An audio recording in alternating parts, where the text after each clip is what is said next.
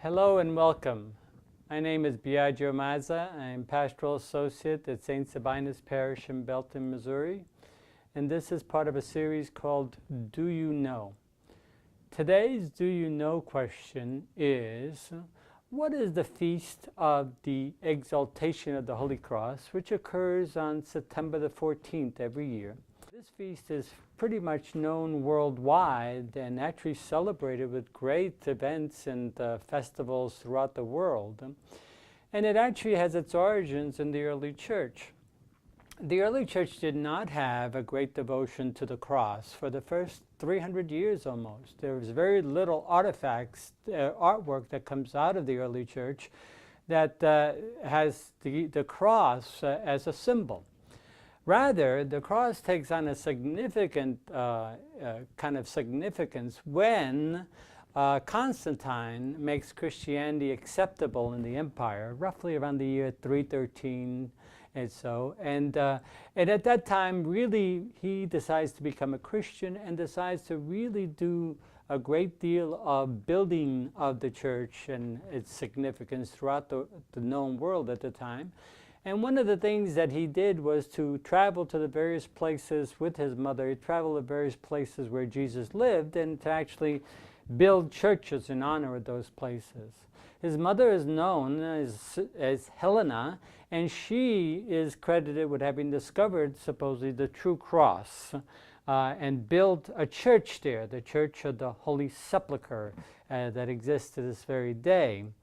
When she came across the site where the crosses were, there were 3 crosses there. It's symbolic of the gospel where Jesus was crucified among, with 2 other thieves, actually, or revolutionaries.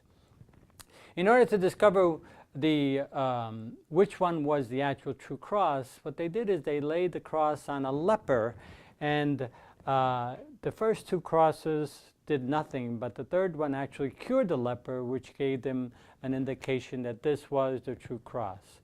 And so veneration of the cross and the establishment of the Church of the Holy Sepulchre began to really grow and develop in the 4th century, so much so that by the year 381 and 384, we have a diary that was discovered in the late 1800s from a woman called Egeria, who was traveling in the Holy Land at the time, and on Good Friday actually recorded that the devotion to an actual piece of the cross was established in the ritual practices on Good Friday in the city of Jerusalem.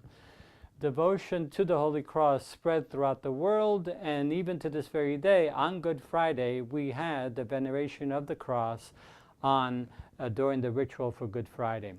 The cross is actually the symbol, if you want, for Christians of Jesus' total gift of himself for others, something that we are called to do as disciples, to give of ourselves to others, even to the point of death. And it's ultimately the symbol of Jesus triumphing over sin and death, and through our living the same kind of life that Jesus lived by willingly sacrificing of himself for others, we too, in union with God, ultimately triumph over sin and death.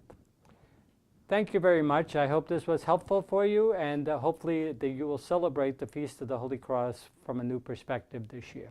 Thank you.